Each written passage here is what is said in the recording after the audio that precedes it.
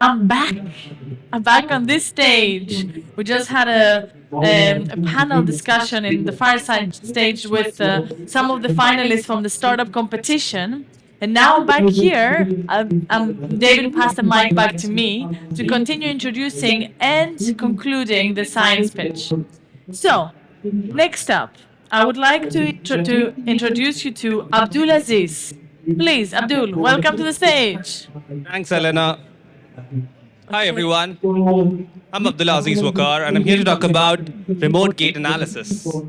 Now, everyone tells you to walk, right? You're getting old, they're like, walk. You'll have less diabetes. You're getting fat, walk. But does walking matter? Or how you walk matters? You end up at a clinician, physiotherapy problems, low back pain. They see how you walk because they don't have equipment, so the equipments are really bulky. And this lacks quantitative assessment. That's where we come in. There are approximately 1.8 billion people that suffer from this. And something that has not changed in the last 84 years is how physiotherapists judge your motion disorder. 84 years. Data which drives how you see, what you see on the web, what you buy on Amazon. Physiotherapists, they just see with their eyes. Gait analysis is the official term of judging how you walk. And when you walk up to a clinician, they have a lot of machines that is possible in hi-fi labs or physiotherapy centers, but these are bulky. Conventionally, so what do they end up with?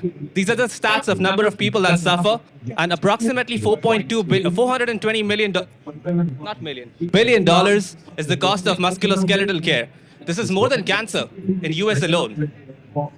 So what happens? Here comes us. We're making a clinical grade motion assessment tool that uses your regular mobile phone camera to see how you walk and provide joint loading. Now, what I mean by joint loading, when you step up on a surface, there is an impact. Your shoes decide how much impact you have. But this cannot be assessed unless you have a bulky setup. What do we propose, or what do we have in the development, is a mobile application that uses a camera. And that's me. That uses a camera to get you the joint angles, to get you the kinematic parameters, and also the spatiotemporal parameters. In the backend, you'll say, okay, there are so many computer vision algorithms that can provide you the same. What's different that we are doing? So conventionally, these algorithms are designed for lifestyle applications rather than clinical applications. So we come in, we take our clinical data, train these models, and provide something that's reliable. Additionally, now computing those reactions or forces from a camera is not feasible. So we come up with physics-informed neural networks that account for the physical meaning behind the system, rather than just the data-backed learning.